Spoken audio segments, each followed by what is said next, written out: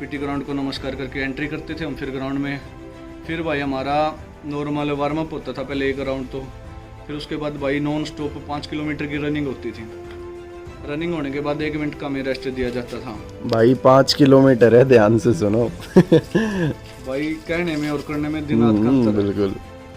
तो फिर भाई उसके बाद हमारी ट्रेनिंग होती थी नॉर्मल, उसके बाद एक्सरसाइज वगैरह चलती थी। देन उसके बाद फिर हमारी होती थी डिप्स वगैरह, कम से कम 100 का एक सेट होता था। उसके बाद फिर हमारी होती थी भाई कमांडो जंप होती है, जो आपको पता होगा, डिप्स लगाने के बाद ऊपर कूदते हैं ऐसे। वो अभी भाई करके भी दिखाएगा भाई, पहले सुन लो सारी।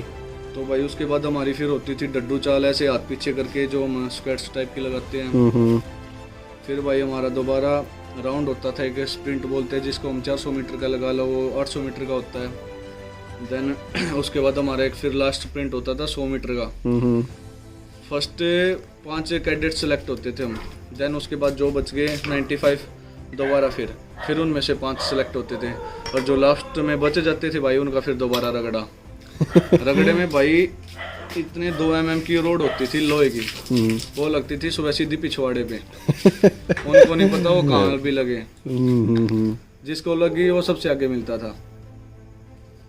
और भाई सुबह उसके बाद फिर अपना ट्रेनिंग वगैरह होने के बाद अपना 6:45 बजे हम छोड़ दिए जाते थे। 6:45 के बाद हमें मिलता था भाई 7 बजे से लास्ट 7:30 बजे तक 45 मिनट। तो भाई उन 45 मिनट में हमें जाके अपने कपड़े वगैरह सुखाने, अंडरवियर वगैरह जो भी होते थे स्पोर्ट्स के। उसके बाद फिर हमें भाई क्लीन शेव करना होता था, क्योंकि मिलिट्री का सबसे पहला रूल है बंदे के फेस पे थोड़ी सी भी दाढ़ी नहीं दिख जाए। उनको ऐसे हाथ रगड़ के देखते थे, अगर जिस भी बंदे के फेस पे ऐसे दाढ़ी दिख जाती थी, पत्थर होते हैं ना, पत्थर सड़क वाले, उठा के वो रगड़ते थे मुंह पे। अच्छा जी। उनको कोई मतलब नहीं होता कि तुम्हारे फेस पे एलर्जी है, कोई मतलब ही नहीं। अगर एलर्जी हो या ना हो, ब्लेड ही लगाना पड़ेगा। कोई मशीन अलाउड नहीं, कोई 0 नंबर अलाउड नहीं, कोई 1 नंबर, ओनली क्लीन फेस, वो भी ब्लेड से।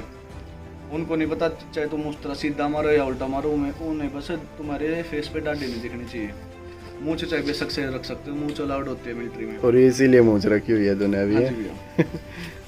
तो भाई उसके बाद फिर हमारा होता था अपना ड्रेस वगैरह प्रॉपर है। सबसे पहले तो होता है ड्रेस का रूल, ड्रेस प्रेस की हुई हो।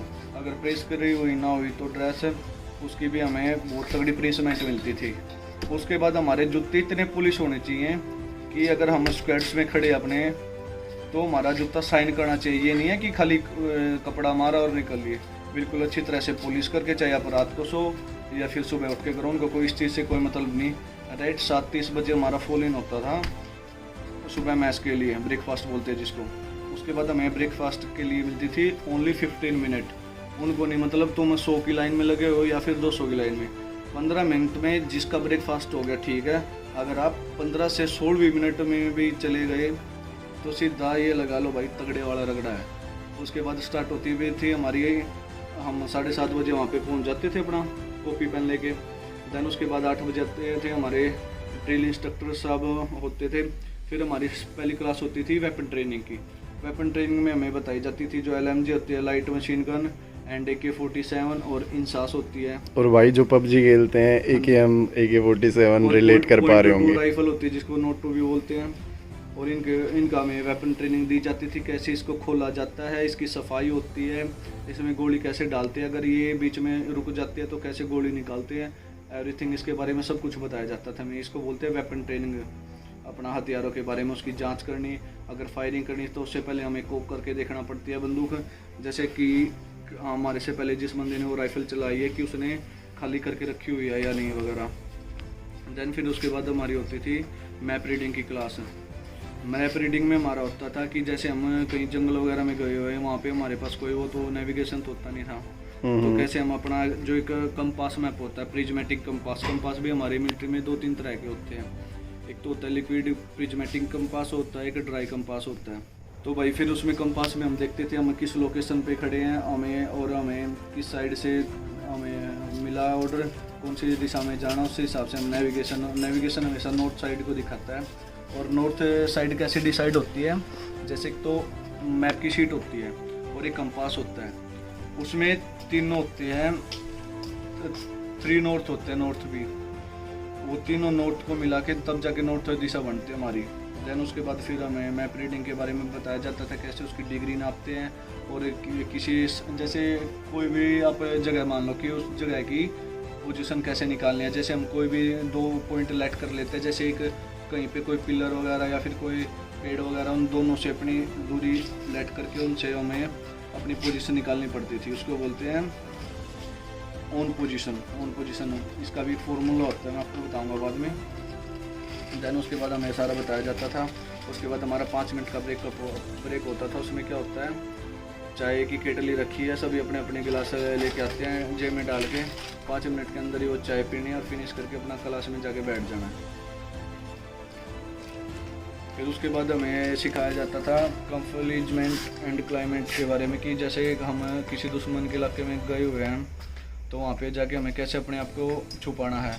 जैसे आपने देखा होगा कई बार जम्मू कश्मीर साइड में मिलिट्री की वर्दी होती है, वो घास कलर की होती है, थोड़े ग्रीन ब्लैक धब्बे की, जो मिलिट्री का जेन्युइन होता है प्रिंट। वो प्रिंट स्पेशली ग्रीनरी इलाकों के लिए, जैसे अपना जम्मू कश्मीर वगैरह या फिर किसी भी ऐसे इलाके में जा रखे हैं जहाँ पेड़ पौधे ज़्यादा हैं। और इसलिए मिलिट्री की गाड़ी का कलर भी वैसा ही होता है कि दुश्मन देख ना पाए। जैसे राजस्थान साइड आपने देखा होगा मिलिट्री की थोड़ी खाकी टाइप की और वो प्रिंट होता है, तो इस तरह का होता है कि रेत वगैरह में वो दूर से दिखे ना। उसके बाद इस चीज़ों के बारे में बताया जाता है कि कोई दुश्मन आ जाए किस तरह हमें वहाँ पे छिपना अपने आप को। और हमें निशान दिए जाते हैं, उनके अलग मिलिट्री के साइन होते हैं। जैसे अपना स्क्वाड्स होता है, जो लीडर होता है जिसको कमांडर बोलते हैं, वो कैसे अपने स्क्वाड्स को लीड करता है। जैसे ये करके आगे बढ़ना, बुलाना किसी को, ऐसे करना कि दुश्मन आगे है, किस तरह हथियार का निशान होता है। कम से कम ये अप्रोक्स 50 के करीब चिन्ह होते हैं। देन उसके बाद फिर 50 में से सारे याद हो गए होंगे लगभग 40+ तो आराम से याद हो जाते हैं। करवा देते हैं भाई। हाँ, वो अपने आप करवा देते हैं। जिनके ना भी हो उनके भी हो ही जाते हैं। उसके बाद फिर हमें अपना ऐसे नॉर्मल क्लासेस चलती है। फिर उसके बाद हमारी जीके की क्लास होती है, जो मिलिट्री के बारे में बताते हैं कि कैसे क्या कुछ हमारा होता है मिलिट्री में, कितने वगैरह वेपन वगैरह होते हैं, कितनी तरह के होते हैं, टैंक वगैरह का क्या काम होता है, माइंस होती है, उनके बारे में बताते हैं कि जैसे दुश्मन के इलाके में जाए पैर कैसे रखना है। कई बार पैर के नीचे माइंस भी आ जाती है, वो माइंस से कैसे बचना है, माइंस को कैसे डीएक्टिवेट वगैरह करना है। उसके बाद फिर हमें बताते हैं कि टैंक वगैरह पूरी हार्डकोर ट्रेनिंग होती है ना। बिल्कुल।